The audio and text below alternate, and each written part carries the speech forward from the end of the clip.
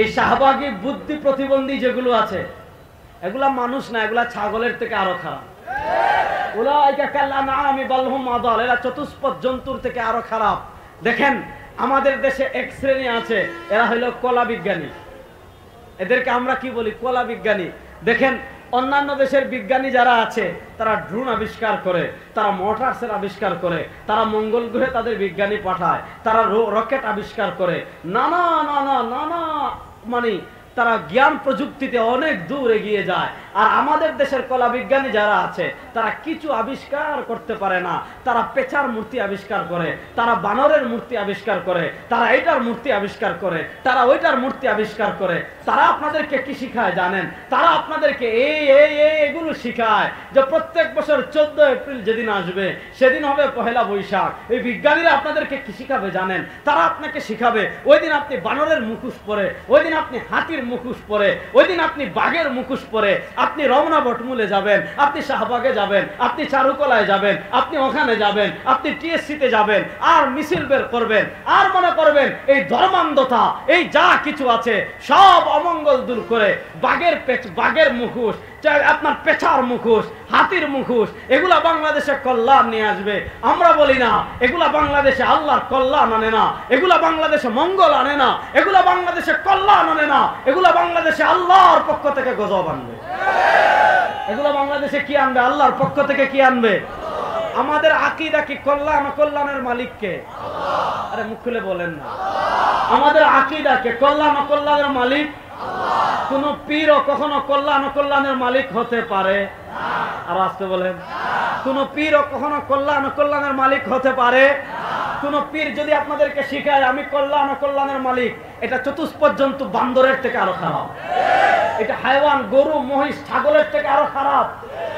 মনোযোগ দিয়ে বুঝেন, আমাদের আকীদা, আমাদের বিশ্বাস, আমাদের আহলুস সুন্নাহ ওয়াল জামাতের আকীদা হলো দুনিয়ার যত কল্যাণ কল্যাণ সব কল্যাণ কল্যাণের মালিক একমাত্র আল্লাহ। আরে ভাই আল্লাহ নামটা জুড়ে বলেন না।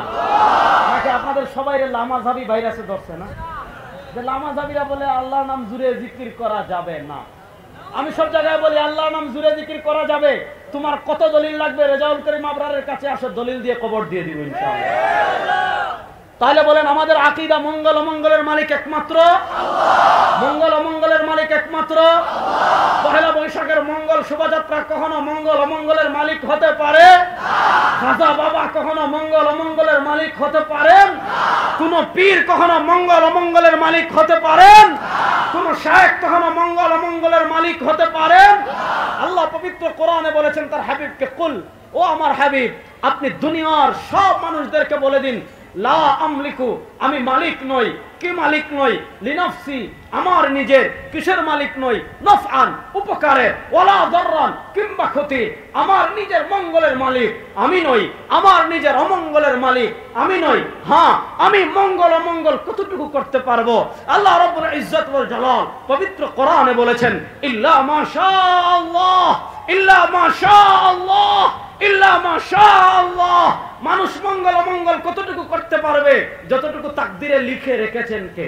আল্লাহ। জুড়ে বলেন আল্লাহ। যতটুকু তাকদীরে লিখে রেখেছেন কে? আল্লাহ। এবার মনোযোগ দিয়ে পরের হাদিস বুঝেন। নবী করিম সাল্লাল্লাহু আলাইহি ওয়াসাল্লাম আমাদেরকে আকীদা শেখাচ্ছেন। কি আকীদা? বড় চমৎকার আকীদা। সরওয়ার দু আলম সাল্লাল্লাহু আলাইহি ওয়াসাল্লাম বলেন লাবিজতামাআতিল ইনসু ওয়াল জিন্নু আলা আন ইয়ানফাউকা বিশাইইন লা ইয়ানফাউকা বিশাইইন ইল্লা কাদ কাতাবাহু আল্লাহু লাক ওয়া লা ইন ইজতামাআতিল ইনসু ওয়াল জিন্নু আলা আন ইয়াদুররুকা বিশাইইন লা ইয়াদুররুকা বিশাইইন ইল্লা কাদ কাতাবাহু আল্লাহু লাক। সরওয়ার দু আলম সাল্লাল্লাহু আলাইহি ওয়াসাল্লাম বলেন আমার উম্মতেরা শুনো, লা ইন ইজতামাআতিল ইনসু ওয়াল জিন্নু, সারা দুনিয়ার মানুষ আর জিন যদি একমত হয়ে যায় কোন ব্যাপারে? আলা ইয়ানফাউকা বিশাইইন, সারা দুনিয়ার সব মানুষ আর সব জিন মিলে তোমার কোনো উপকার করবে। সরওয়ার দু আলম সাল্লাল্লাহু আলাইহি ওয়াসাল্লাম বলেন লা ইয়ানফাউকা বিশাইইন, সব মানুষ আর সব জিন মিলে তোমার কোনো উপকার করতে পারবে না। হ্যাঁ, কতটুকু পারবে? ইল্লা কাদ কাতাবাহু আল্লাহু লাক, তারা ততটুকু উপকার করতে পারবে যতটুকু তাকদীরে লিখে রেখেছেন কে?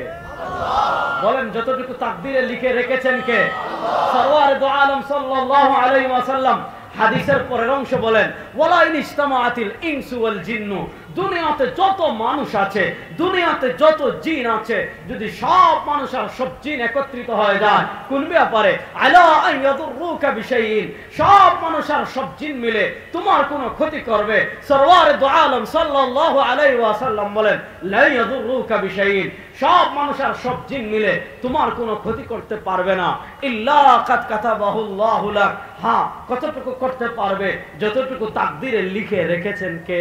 আল্লাহ। মুখ খুলে বলেন আল্লাহ। তাহলে আমাদের আকীদা তাকদীরের ভালো মন্দের মালিক কে? আল্লাহ। আমাদের আকীদা তাকদীরের মন্দের অমন্দের মালিক কে? আল্লাহ। মঙ্গল অমঙ্গলের মালিক কে? আল্লাহ। এবার আমাদের দেশের কলা বিজ্ঞানী যারা, অর্থাৎ যারা কলা গাছ গবেষণা করে, কলা বিজ্ঞানীরা আপনাদেরকে একদিকে আল্লাহর অস্তিত্ব স্বীকার করবে না, একদিকে তারা আল্লাহকে মানে না, আবার আরেক দিকে তারাই যখন পহেলা বৈশাখ আছে দেখবেন মঙ্গল প্রার্থনা করে পেঁচা দিয়ে, হাতি দিয়ে, ঘোড়া দিয়ে, বাঘ দিয়ে। এবার প্রশ্ন হলো, এই কলা বিজ্ঞানী নাস্তিক মুরতাদ যেগুলো আছে এগুলা ইমান বিধ্বংসী একটা স্লোগান আমাদের দেশের সাধারণ মানুষের ভিতর ছড়াতে চাচ্ছে, তারা আপনাদেরকে কি শিখাবে? সবার ঊর্ধ্বে মানবতা। আমরা বলি না সবার ঊর্ধ্বে মানবতা না, আমাদের কাছে সবার ঊর্ধ্বে ইসলাম। বলেন আমাদের কাছে সবার ঊর্ধ্বে ইসলাম।